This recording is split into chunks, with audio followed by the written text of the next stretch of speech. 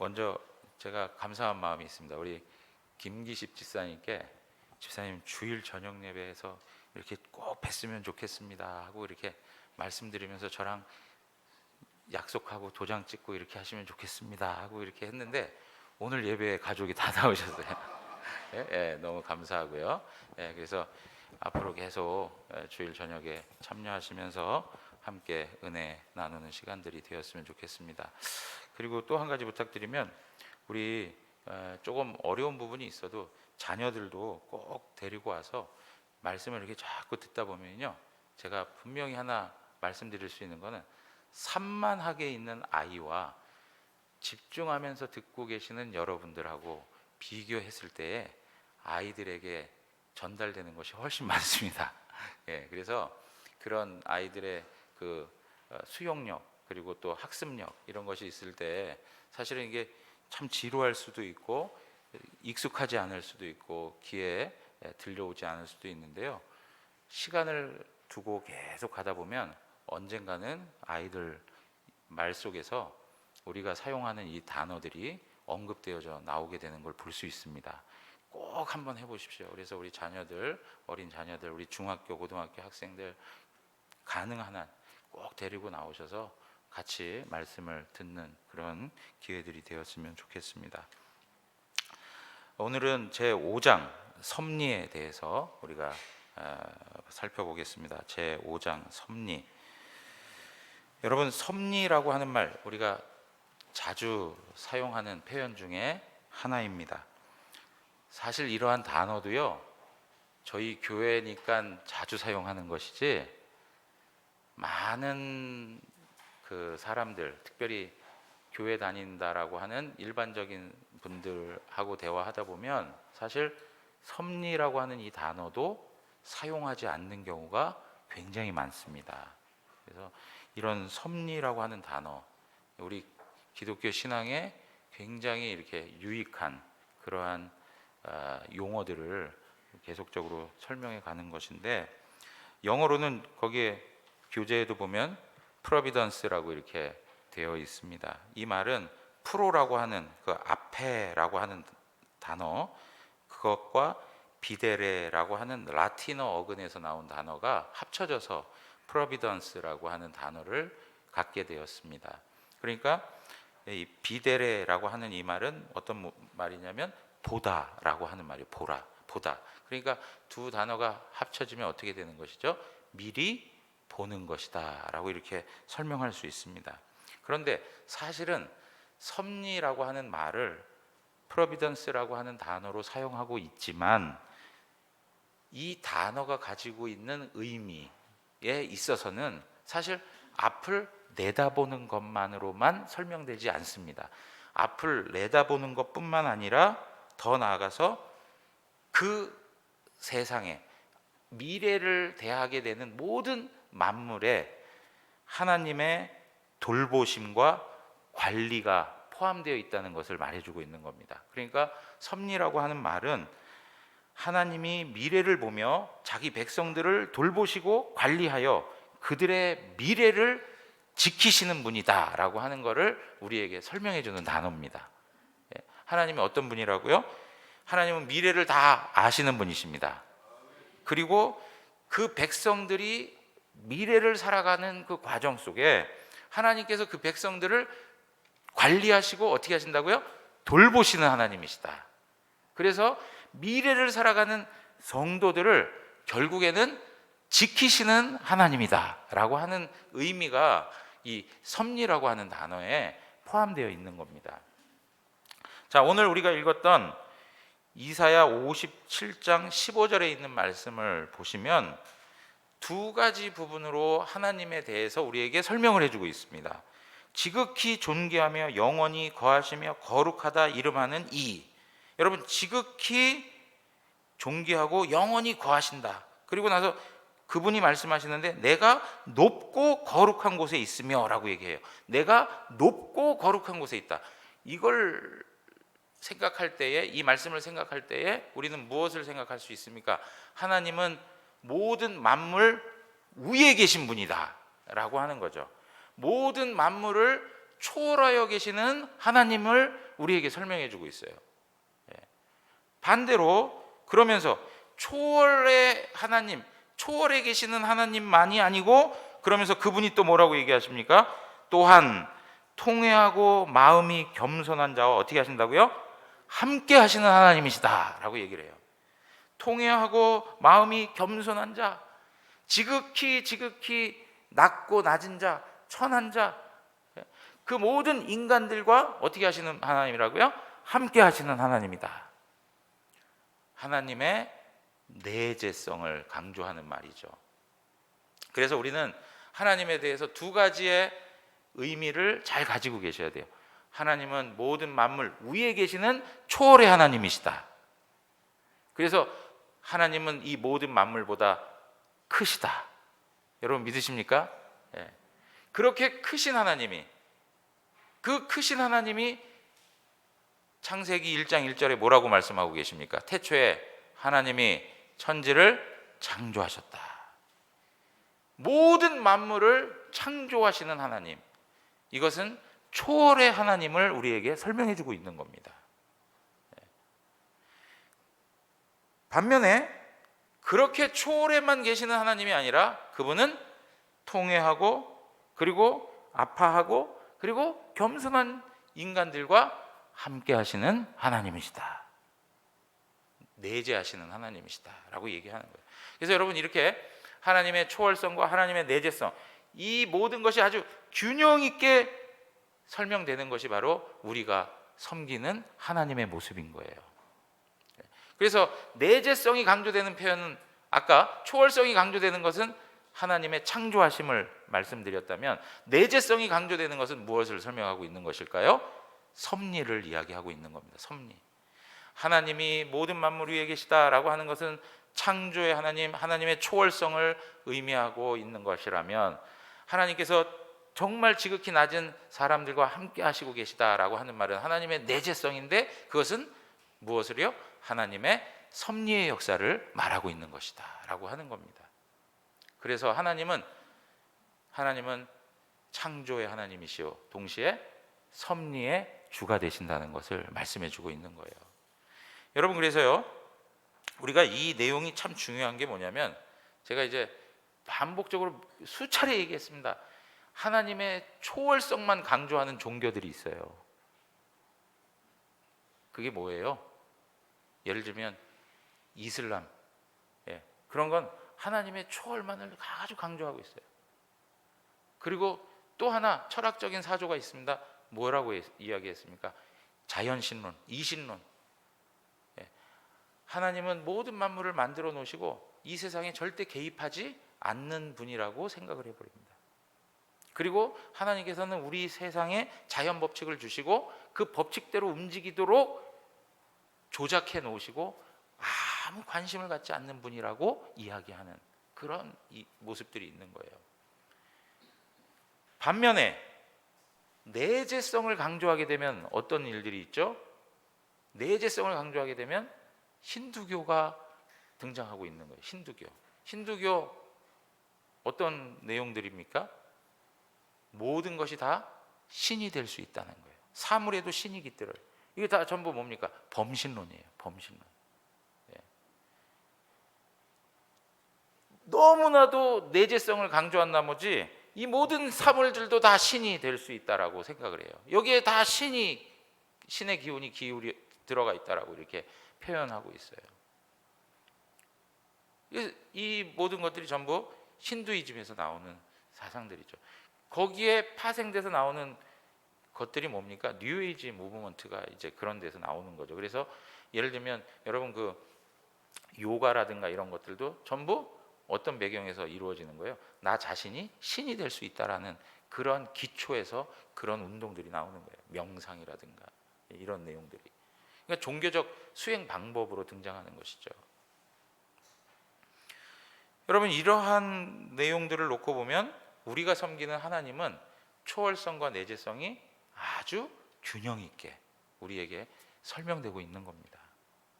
자, 그런 그 입장에서 먼저 우리가 생각해야 될 건 뭐냐면 오늘 섭리를 다루고 있기 때문에 이신론주의자들, 예를 들면 하나님은 모든 만물을 만들어 놓으시고 아무 관심을 갖고 있지 않는다, 하나님은 개입하지 않는다 라고 하는 그러한 세계관을 가지고 있는 것이 오늘날의 세계예요. 그래서 사실은 영적인 것과 물질적인 세계가 완전히 차단되어 있다라고 생각하는 경향성이 있는 거죠. 완전히 닫혀진 세계에 우리는 살아가고 있는 거예요. 닫혀진 세계. 오직 우리가 경험하고 있는 세상 밖에는 없다라고 판단하는 거예요. 또 한 가지 오늘날 시대에 그것보다 더 심각한 게 뭐예요? 이신론보다 더 심각한 게 오늘날 시대의 대부분의 사람들은 무신론을 따르고 있어요. 아예 하나님 존재에 대해서 인정하지 않는 태도를 취하고 있는 거죠. 그러니까 여러분, 이러한 내용들을 놓고 보면 이 세상은 철저히 현세 중심적이고 물질 중심적이고, 그리고 눈에 보여지는 이 세상, 경험된 세상만이 인정받을 수 있는 닫혀진 세계에 살아가고 있는 거예요. 우리가 굉장히 열린 세계를 살아가고 있는 것 같이 표현들을 하지만 실질적으로 인간이 중심이 되는 인간 사회라고 하는 닫혀진 세계에서 우리는 살아가고 있다는 것을 부인할 수가 없는 거예요. 영적인 것과 교통하는 부분에 대한 그런 것들을 인정하지 않는 시대를 우리가 살아가고 있다는 겁니다. 여러분, 이러한 내용에 있어서 우리가 기독교 신앙에서 이야기하는 것은 이 세상이 추구하는 그러한 세계의 어떤 방식들과는 너무나도 다른 것이죠.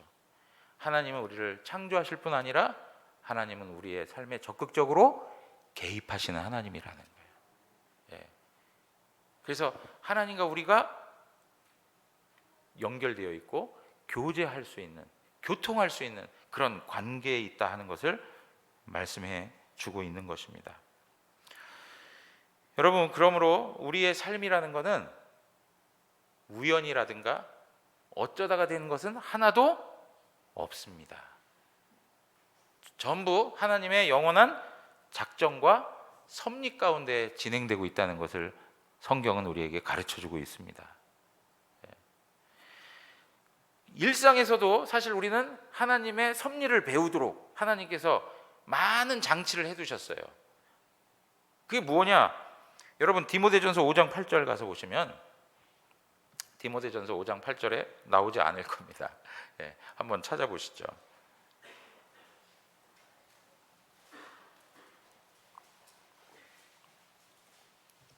너무 간단한 이야기이기 때문에 잘 들어보십시오.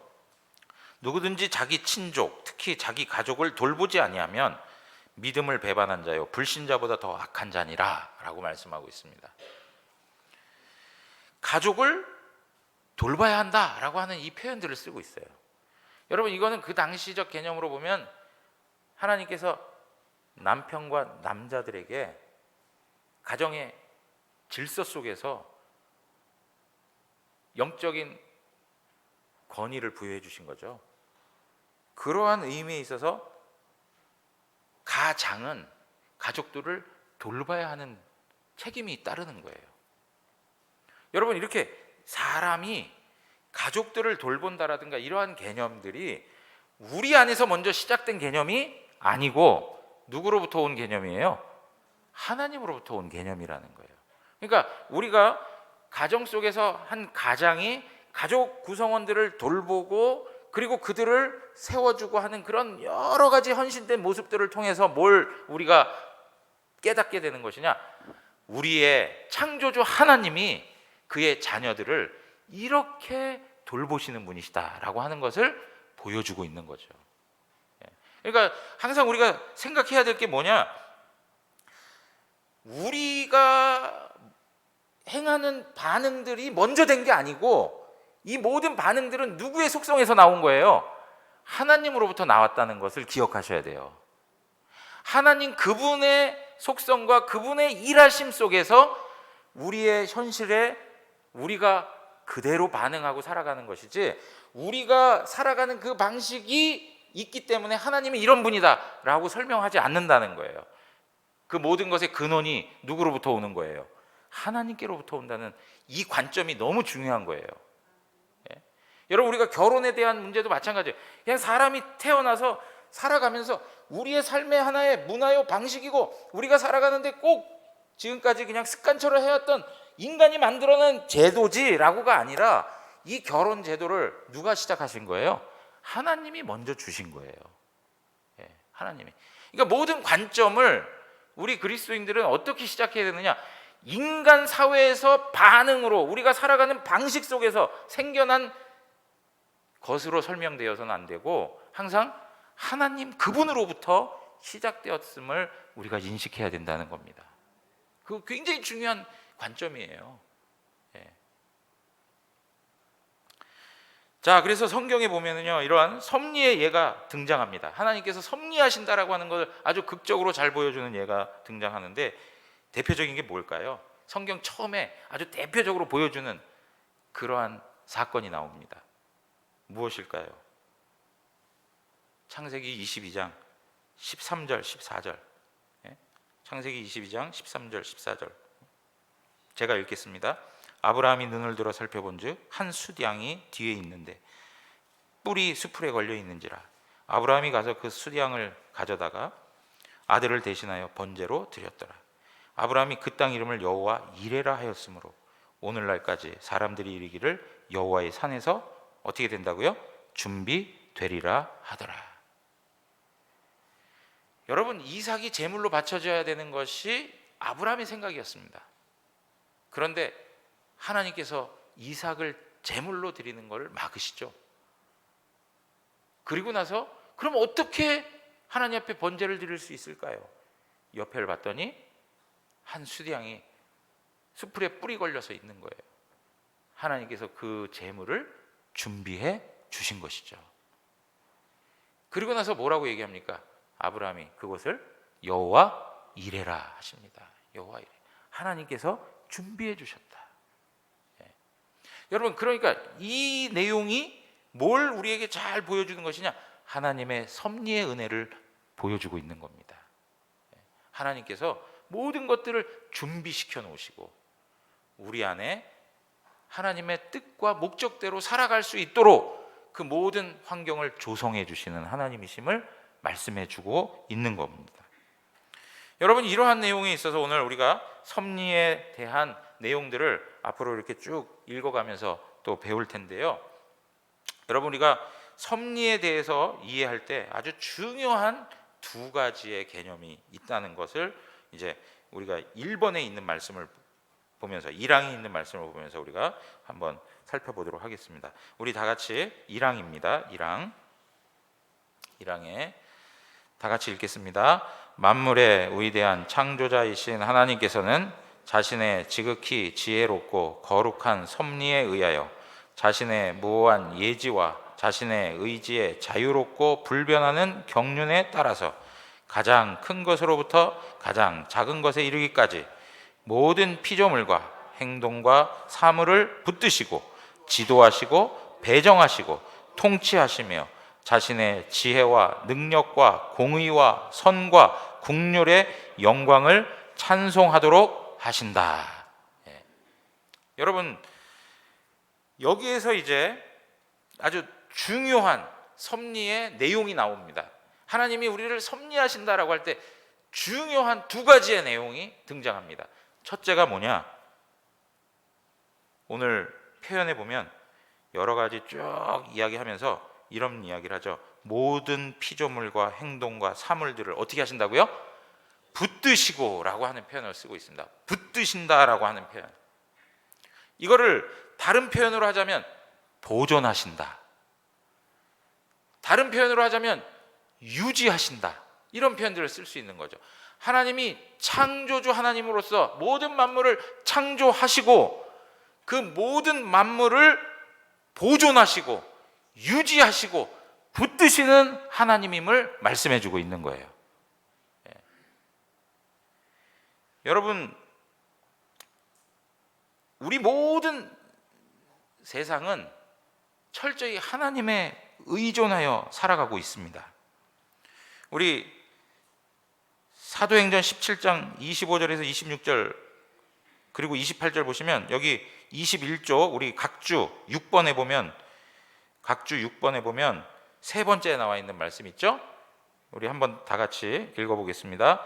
또 무엇이 부족한 것처럼 사람의 손으로 섬김을 받으시는 것이 아니니 이는 만인에게 생명과 호흡과 만물을 친히 주시는 이심이라. 인류의 모든 족속을 한 혈통으로 만드사 온 땅에 살게 하시고 그들의 연대를 정하시며 거주의 경계를 한정하셨으니 우리가 그를 힘입어 살며 기동하며 존재하느니라. 너희 시인 중 어떤 사람들의 말과 같이 우리가 그의 소생이라 하니. 여러분, 여기에서 우리가 그를 힘입어 살며 기동하며 어떻게 한다고요? 존재하고 있다. 여러분, 이러한 내용에 있어서 하나님은 모든 만물을 창조하시고 하나님은 모든 만물이 유지되도록 하시는 하나님이심을 우리에게 설명해 주고 있는 겁니다. 하나님께서 모든 것을 붙드시고 유지하실 수 있고 보존하실 수 있는 것은 하나님이시기 때문에 그런 겁니다. 왜요? 하나님은 능력이 무한하시기 때문에. 하나님 능력이 있으시기 때문에. 여러분, 우리의 삶에 있어서 우리가 경험하고 있는 이 모든 삶의 내용들이 그냥 되는 것이 아닙니다. 아까 우리 좀 전에도 구역장님 모임들 안에서 그런 얘기를 했습니다. 봄이 되고 여름이 되고 이제 좀 있으면 뭐가 될까요? 네? 가을이 되고 그 다음 또 있으면 뭐가 돼요? 겨울이 되고. 여러분들 이런 것을 의심해 본 적이 있어요? 없으세요? 없으시죠? 너무나도 당연한 것이라고 생각하지 않습니까? 얼마나 당연하게 느끼냐면 이러한 질서에 하나님이 개입하지 않는다라고 생각할 정도로 당연하게 여기는 거예요. 이 여름이 끝나자마자 바로 겨울이 올 거라고, 가을이 없어지고 그냥 바로 겨울이 올 거라고 생각하시는 분 있을까요, 지금? 그런 분 없겠죠. 왜? 우린 경험상 반드시 그 과정을 거쳐왔기 때문에 당연히 그렇게 될 거라고 생각하지만 여러분, 이것도 그냥 하나의 자연 법칙으로 정해진 게 아니라는 거예요. 누가요? 하나님이 섭리하시기 때문에 이 일들이 이루어져 가고 있는 거예요. 하나님께서 만약에 다른 방식을 우리에게 허락하시면 그야말로 우리가 생각했던 방식의 틀을 넘어서서 다른 그런 모습들이 우리에게 찾아오게 될 수밖에 없는 거예요. 그러니까 우리가 지극히 일상적이라고 하는 이 삶의 내용, 이 내용 가운데서도 하나님은 우리의 삶에 개입을 하십니까? 안 하십니까? 개입하고 있다는 거예요. 그래서 우리가 일상을 살아가고 있는 이 모든 것도 하나님이 보존하시고 유지시켜 주시는 은혜로 살아가고 있다는 것을 놓쳐서는 안 된다는 거죠. 하나님 은혜로 살아가고 있는 거예요. 여러분, 우리는요 하나님 앞에 기대어 사는 존재들이에요. 우리 스스로는 살 수 있는 존재가 아닙니다. 그러나 하나님은 어떻습니까? 독립적이시죠. 자립적이시죠. 하나님이 누구에게 의존하시는 분이십니까? 아니요, 스스로 있는 자라고 얘기하세요. 조금도 하나님은 의존하지 않으세요. 여러분, 우리가 하나님께 영광을 돌립시다, 하나님께 영광을 돌립시다, 그렇게 우리가 얘기할 때 참 많잖아요. 우리 인생을 다해서 하나님 영광을 돌려드려야 됩니다라고 생각을 하는데, 착각이 뭐냐? 우리가 영광 돌리지 아니하면 하나님의 영광이 부족하거나 하나님의 영광이 없는 분으로 생각되는 그런 분들이 있는데 절대 그렇지 않습니다. 하나님은 그 자체로 영광이 충만하신 분이세요. 누구에 의해서 영광이 영광됨으로 나타나고 그렇지 않을 때는 그렇지 않은 모습으로 부족함으로 드러나고 이러한 적이 한 번도 없으세요. 단지 우리가 하나님 앞에 영광을 돌리십시다라는 이야기는 달리 이해를 하자면 무슨 얘기하고 똑같은 거냐? 우리가 하나님의 영광을 누리는 복됨을 가지십시다 하는 말하고 똑같은 거예요. 내가 하나님 영광을 영광되게 하기 위해 보태는 자가 아니고 그 하나님의 충만한 영광을 누리는 자가 되는 거예요. 예. 우리는 철저히 의존하게 되어 있습니다. 여러분, 오늘 이렇게 살아가면서도 음식 먹지 않으면 살 수 있습니까?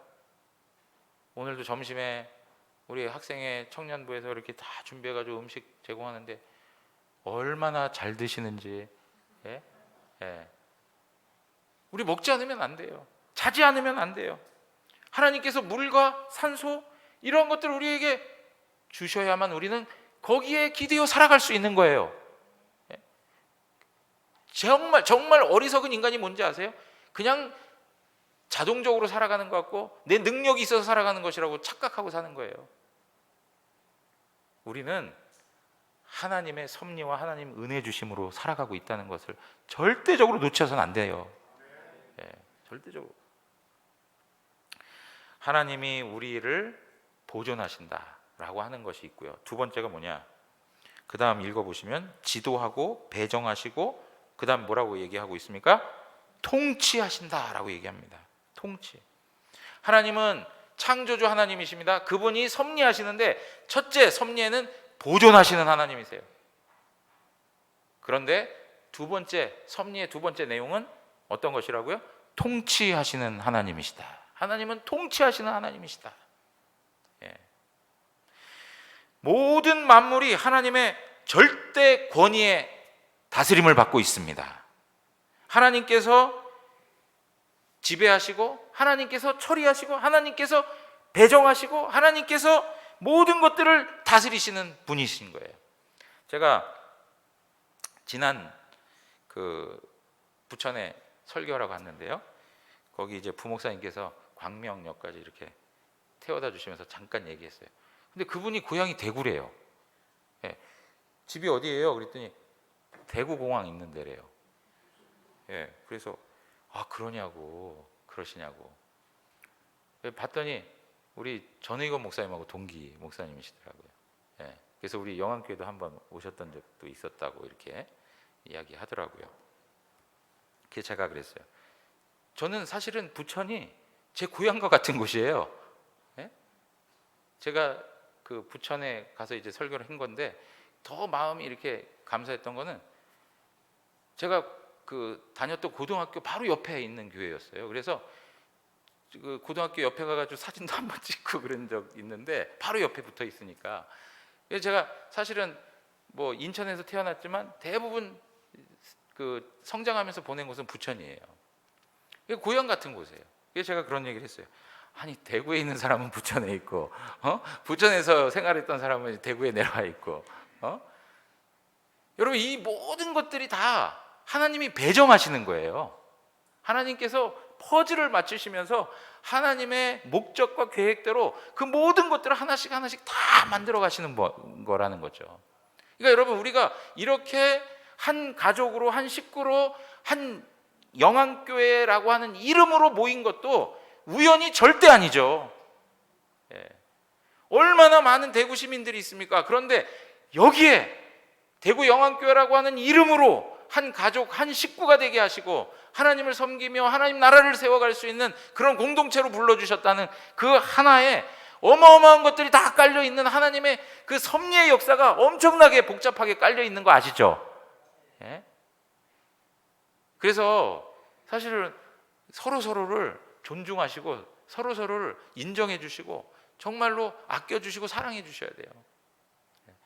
하나님의 깊으신 생각 속에 우리 가운데 만남을 허락해 주신 거예요. 그냥 우연하게 된 게 절대 아니에요. 어쩌다 살다 보니까 이렇게 됐네요. 절대 아니에요. 하나님의 섭리 속에서 우리가 다 한 가족으로 이렇게 만나게 된 거예요. 모든 만물을 하나님이 통치하신다. 이성과 영혼이 없는 피조물들을 하나님께서는 통치하시는데 그걸 우리는 자연적 통치라 이렇게 얘기하고요. 하나님의 통치 가운데 도덕적 통치가 있는데 그건 이성이 있고 영혼이 있는 피조물들을 하나님이 통치하신다. 예를 들면 여러분 보십시오. 천사도 하나님의 다스림 속에 있습니다. 여러분 욥을 괴롭게 만드는데 타락한 사탄이 마음대로 할 수 있었습니까? 마음대로 할 수 없어요. 하나님께서 허락해 주시는 범위 내에서 할 수 있었어요. 그러니까 모든 권세가 다 누구 아래에 있어요? 하나님의 권세 아래에 있다는 것이죠. 그러니까 이러한 부분에서 열방의 왕들, 그야말로 오늘날보다도 그 이전에 과거에 많은 제국들이 있지 않았습니까? 이 세상을 완전히 통솔했던 그런 어떤 위엄과 어떤 영광이 있었던 모든 제국의 왕들, 여러분 그러한 모든 사람들조차도 다 누구에 의해서 움직여진 거예요? 하나님의 주권 아래서 통치를 받으면서 그 뜻에 따라 움직인 삶을 산 겁니다. 대표적인 사람이 누가 있을까요? 느부갓네살 왕을 우리 한번 생각해 볼 수 있어요. 그리고 고레스라고 하는 왕도 생각해 볼 수 있겠죠.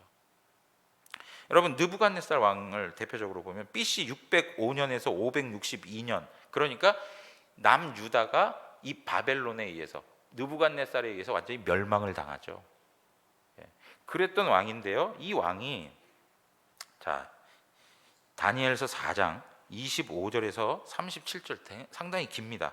이게 무슨 얘기냐면 이런 얘기입니다. 우리 34절만 좀 한번 보겠습니다. 34절만. 34절. 자, 다 같이 한번 성경 찾으셨으면 여기 그 각주에도 나와 있습니다. 각주에도 34절 다 같이 읽습니다. 그 기한이 참에 나 느부갓네살이 하늘을 우러러 보았더니 내 총명이 다시 내게로 돌아온지라. 이에 내가 지극히 높으신 이에게 감사하며 영생하시는 이를 찬양하고 경배하였나니 그 권세는 영원한 권세요 그 나라는 대대에 이르리로다. 아멘. 자, 여러분 이러한 내용들을 놓고 보면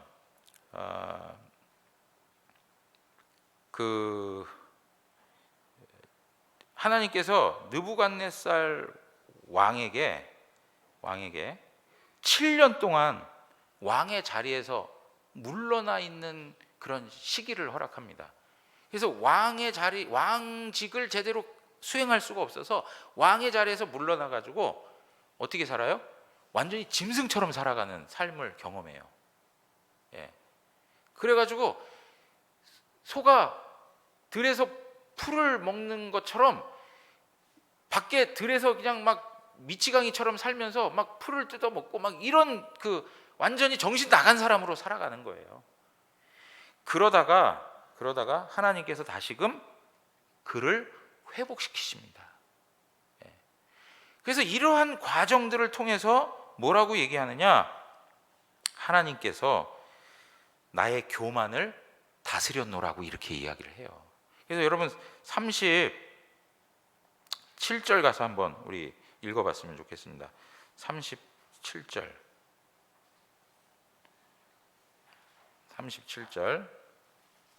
한번 제가 읽겠습니다. 그러므로 지금 나 느부갓네살은 하늘의 왕을 찬양하며 칭송하며 경배하노니 그의 일이 다 진실하고 그의 행하심이 의로우심으로 교만하게 행하는 자를 그가 능히 낮추심이라. 그러니까 여러분 그 당시에 그렇게 목소리를 높이고 그리고 어마어마한 그러한 권세를 가지고 있었던 왕도 하나님이 낮추시고자 하면 그냥 낮아지는 거예요.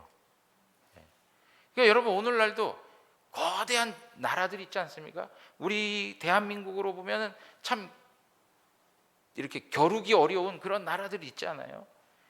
여러분 그러한 모든 나라의 그 주권까지라도 누가 통치하고 계시는가? 하나님이 통치하고 있다는 거예요. 이게 왜 중요하냐면요, 이스라엘 백성들이 실패하는 부분이 이 사실을 지식적으로는 가지고 있었는지 모르지만 실질적으로는 하나님 앞에서 고백하지 못했어요. 여러분 북이스라엘이 누구에게 망합니까?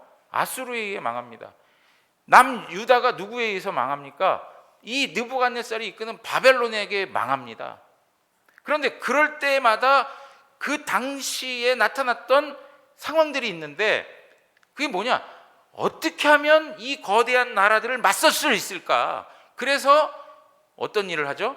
애굽에 찾아가서 빌고 그리고 또 아수르에게 가가지고 도와주십시오 하고 조공을 바치고, 그러니까 힘 있는 나라에게 빌붙어가지고 거기에서 자신들의 안녕을 기대하는 그러한 일들이 계속 일어났어요. 그러니까 하나님께서 뭐라고 하십니까? 절대 그러지 말아야 된다, 절대 그러지 말아야 된다라고 선지자들을 통해서 계속 얘기하지 않나요? 그러면서 뭐라고 합니까? 너희는 나한테 엎드려야 된다라고 얘기하잖아요. 내가 이 모든 세상의 주관자이다라고 하는 것을 끊임없이 말씀하세요. 그런데 그거는 기억하지 못하고 계속 어떻게 해요? 눈에 보이는 거대한 나라들에게 그 나라의 도움을 좀 받아서 자신들이 보호를 받으려고 계속 그렇게 삶을 살아가니까 하나님께서 어떻게 하십니까? 자신들이 믿었던 나라에 의해서 패망하게 만들어가세요. 여러분, 우리 대한민국도 보면 만만치 않은 그러한 정세에 놓여 있지 않아요? 거대한 나라들이 둘러싸고 있어요. 미국을 편드냐, 중국을 편드냐, 우리의 그 감정적으로 정말 미움의 대상인 일본하고 그래도 어쩔 수 없이 붙어야 되지 않느냐, 뭐 여러 가지 생각들이 우리 안에 너무 많지 않습니까? 여러분, 정말 중요한 건 뭐냐면 이 대한민국이 살아갈 길은 여호와 하나님을 의지하는 것밖에 없습니다. 왜요? 모든 역사의 주관자가 하나님이시기 때문에 그렇습니다. 그분이 통치하시는 거예요. 여러분, 내 인생도 마찬가지입니다. 좁혀 들어와서는 내 인생도 마찬가지인 거예요. 내 인생이 내 것이 아니고 주인 대신 하나님의 것이에요. 하나님의 다스림 속에 우리의 인생이 있다는 걸 기억하셔야 돼요. 아무리 내가 노력하고 내가 열심히 살아낸다 하더라도 하나님이 허락하지 아니하면 안 되는 거예요. 그래서 하나님의 통치 가운데 있다는 이 사실이 우리의 삶을 굉장히 새롭게 만들어주는 거예요. 하나님의 다스림 속에 있다. 그러니까 우리가 실패를 해도 낭망하지 않을 수 있는 거예요. 고난을 당해도 우리가 일어설 수 있는 거예요. 왜 그래요? 우리의 인생은 누가 다스리고 있기 때문에요? 하나님이 붙들고 있기 때문에, 하나님이 다스리고 있기 때문에 좌절할 수가 없어요.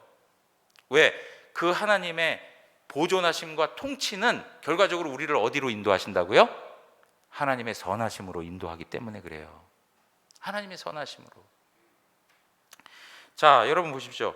오늘 이렇게 하나님의 보존하심과 하나님의 통치를 하시는데 어떻게 하시느냐? 자신의 지극히 지혜롭고 거룩한 섭리에 의하여서 하신다라고 얘기해요. 자신의 지극히 지혜로움, 거룩하심, 그것을 가지고 하신다. 그리고 또 뭐라고 얘기합니까? 자신의 무한 예지와 자신의 의지에 자유롭고 불변하는 경륜에 따라서. 이게 참 말이 어렵습니다. 어려운데 쉽게 얘기하면 하나님의 속성들을 이야기하고 있는 거예요. 하나님이 무한 예지, 앞을 내다보시는 그 모든 지식들을 가지고, 그리고 자신의 자유로운 의지를 가지되, 특별히 그 하나님의 의지는 변함이 있을까요? 없을까요? 없으신 불변하시는 하나님, 그 하나님께서 우리에게 목적하신 바를 이루기 위하여 일하시는 하나님이다라는 것을 말씀해 주고 있는 거예요. 하나님의 지혜로우심, 하나님의 불변하심, 하나님의 무한 예지하심, 이런 모든 하나님의 속성을 가지고 우리의 삶을 섭리해 가시니까 우리는 하나님 앞에서 안전하다라고 이렇게 말할 수 있는 거예요. 왜? 하나님의 전능하심이 거기에 다 있기 때문에. 하나님의 무한하심, 하나님의 영원하심, 그 하나님의 속성을 가지고 우리의 삶을 이끌어 가시는 하나님이라는 것을 말씀해 주고 있는 거예요. 그래서 우리가 자꾸 알아야 될 게 뭐냐면 하나님을 배워가야 한다는 거예요. 하나님을 알아가야 한다는 거예요. 우리의 믿음의 대상인 하나님을 모르는데 어떻게 믿음이 생기고 우리가 어떻게 삶을 결정짓고 어떤 방향성을 잡을 수 있겠습니까? 하나님을 알아가야 돼요. 그러므로 여러분, 우리가 잘 생각하셔야 됩니다. 내가 경험하고 있는 좋은 일들, 때로는 좋지 않은 어떤 고통스러운 일들, 고난의 일들, 이런 것들 또한 우연하게 혹시 생각 없이 그냥 일어난 것이 절대 아니라는 것. 이것은 하나님의 깊으신 지혜와 거룩함으로 하나님의 그 놀라운 하나님의 속성들을 가지고 우리에게 하나님의 선하신 뜻으로 나타내신 일들이라는 것을 기억해야 돼요. 그러니까 우리는 궁극적으로 실패할 수 없는 하나님의 백성들이라는 것입니다. 여러분, 여기 보시면 가장 큰 것으로부터 그 다음에 뭐라고 얘기하죠? 가장 작은 것에 이르기까지 하나님께서 섭리하신다라고 얘기를 합니다. 여기 말씀 구절 있습니다. 4번에 보시면 각주 4번에 마태복음 10장 29절에서 31절 우리 한번 다 같이 읽겠습니다. 참새 2마리가 한 아사리온에 팔리지 않느냐? 그러나 너희 아버지께서 허락하지 아니하시면 그 하나도 땅에 떨어지지 아니하리라. 너희에게는 머리털까지 다 세신 바 되었나니 두려워하지 말라. 너희는 많은 참새보다 귀하니라. 아멘. 여러분 옆에 계신 분한테 이렇게 얘기해 보세요. 당신은 참새보다 귀합니다. 예? 아니 참새가 뭐야 참새가. 예. 여러분 참새 한 마리도 하나님께서 떨어뜨리지 아니하면 우리의 것이 될 수 없는 거예요. 예. 심지어는 뭐라고 얘기하십니까? 머리털까지도 다 세신 받으시는 하나님이시다. 머리털 하나도 하나님께서 허락하지 아니하면 떨어지지 않는 거예요. 그러니까 여러분 우리의 차이가 있다면 하나님께서 저한테는 많이 허락을 하신 거예요. 예? 예. 이걸 그냥 단지 생물학적으로 이렇게 생각할 것이 아니고 여러분 하나님의 섭리가 다 있다는 것을 기억하셔야 돼요.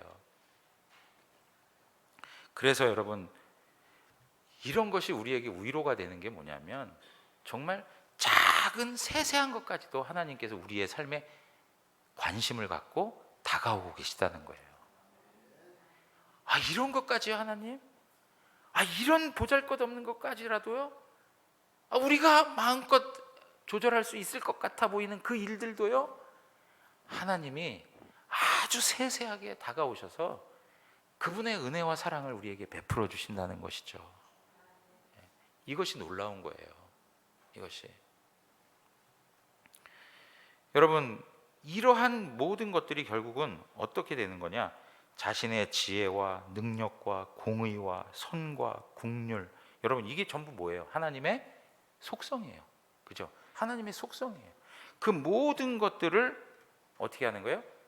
찬송하도록 하는 거예요. 그 영광을 찬송하도록 하시는 거예요. 그러니까 하나님께서 우리의 삶을 섭리해 가시고 보존하시고 통치하시는 그 모든 일을 통해서 궁극적으로 하나님이 원하시는 게 뭐냐? 섭리의 대상인 우리를 통해서 하나님은 영광과 찬송과 예배를 받으시기 원하신다는 거죠. 예.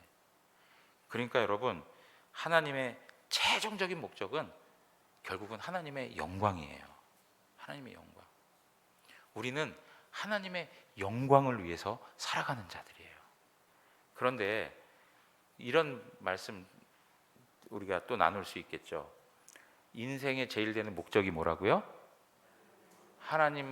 뭐라고요?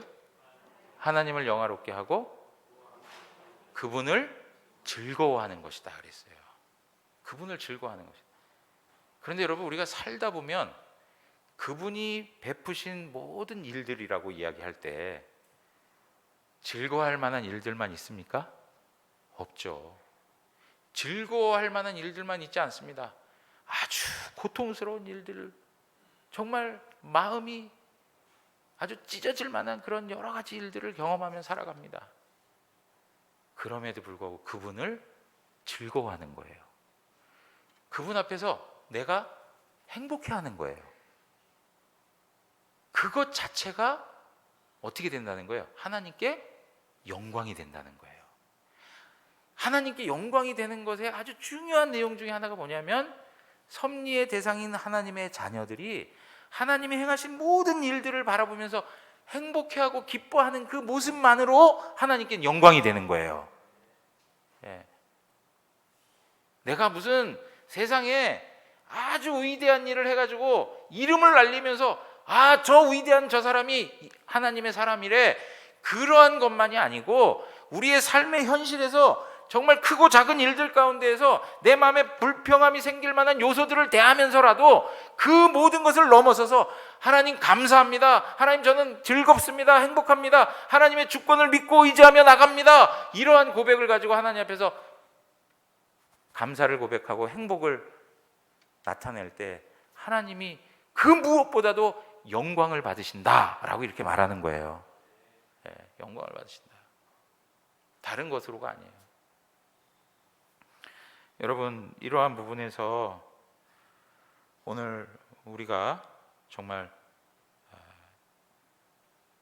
하나님 그분이 우리의 삶에 아주 적극적으로 개입하시고 우리에게 복을 주시는, 그리고 결과적으로 우리를 선의 자리로 이끌어 가시는 하나님이시다라고 하는 것을 다시 한번 깨달으시고, 우리가 지금 삶에서 경험하는 모든 일들을 하나님의 관점에서 이해하고 받아들이시고, 그리고 하나님께서 베푸시는 선을 기대하시면서 현재의 고난은 장차 나타날 영광과 좋게 비교할 수 없다, 이 말씀을 다시 한번 붙들고 한 주간도 승리하는 우리 모두가 되시길 주님의 이름으로 축원합니다. 우리 다 같이 일어나